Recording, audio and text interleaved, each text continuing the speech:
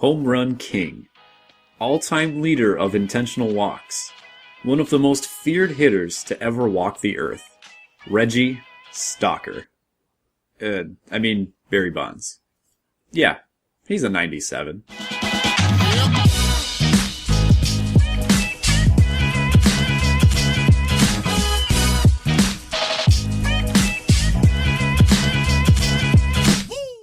Hi there, welcome to my new series, A History of the Show. Now you're probably wondering, wait, why would one of the most juiced hitters of our generation not actually be juiced?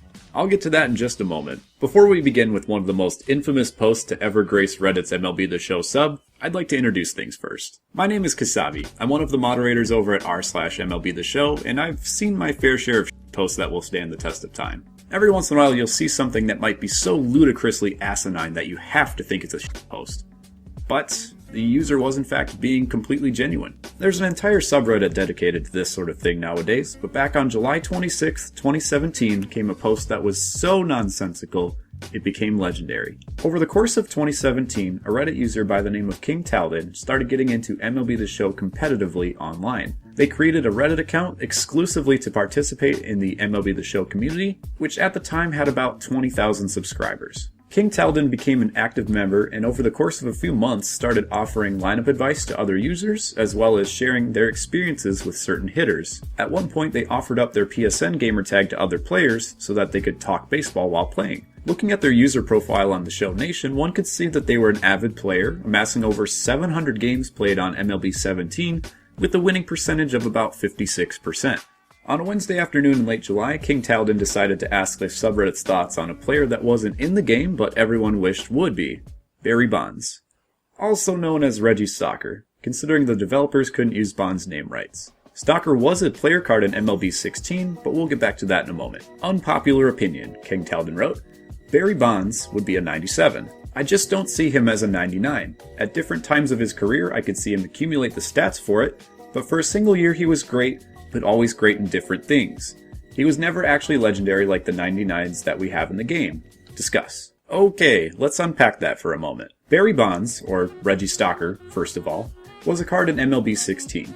Users could unlock Stocker as the NL reward for stockpiling the NL collection. To nobody's surprise, Stocker was a 99 overall and was a 99 in certain attributes as well. As a side note, this was before the time of 125 attribute maximums, and each player had a maximum of 99. One of the points King Talden was alluding to was that most people tend to focus on Bonds' path to the home run record towards the apex of his career, where he mainly became a feared power hitter. Regarding Stocker's card from MLB 16, it was an amalgamation of Bonds' age 36 2001 season, in which he was the NL MVP, led the league in walks, had the highest slugging percentage of his career, had an OPS plus of 259, and, set the single season record with 73 home runs. But a vast majority of baseball fans know about Bonds' hitting prowess around that time.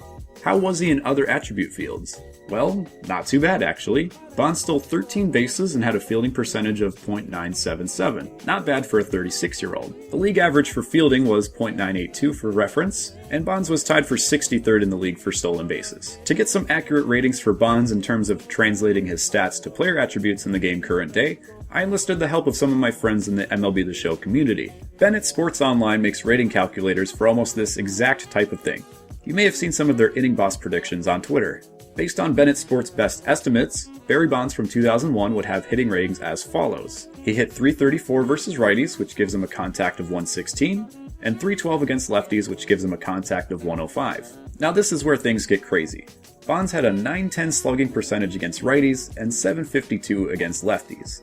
That would give him numbers of 202 power against righties and 157 against lefties.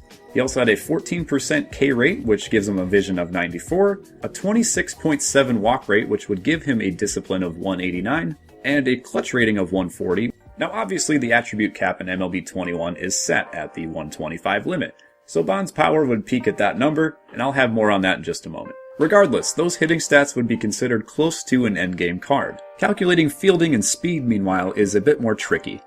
Advanced statistics in those areas only have recently begun to be implemented in the StatCast era, which means that it's much harder to calculate past 2005. For this reason, BennettSports said he didn't have a calculator for those ratings. With the MLB 16 Stocker card, we have the benefit of taking the game developer's word for the fielding and speed ratings. But let's take a look at Bond's statistics from that year. Bonds had a .977 fielding percentage, again, the league average was .982, 8 assists, 6 errors, 246 putouts, a 1.86 range factor per 9 innings, and 1,231.2 innings played. On the base paths, he had 13 stolen bases on 16 attempts, which would give him a success rate of 81.25%. As such, the only metric I changed from the MLB 16 card was Bond's stealing ability, which went from a 70 to an 85. Bonds didn't steal many bases at age 36, but when he did, his efficiency, I believe, was better than what was listed. Alright, so we have our 2001 Bonds card attributes locked in. Making this card in MLB The Show 21, we can easily see that this card is a 99 overall. However, we can go further than 99 to see how good Bonds was that season. ShowZone is a website that, among other resources, helps MLB The Show players to build their teams with the best cards on the market by assessing their true overall.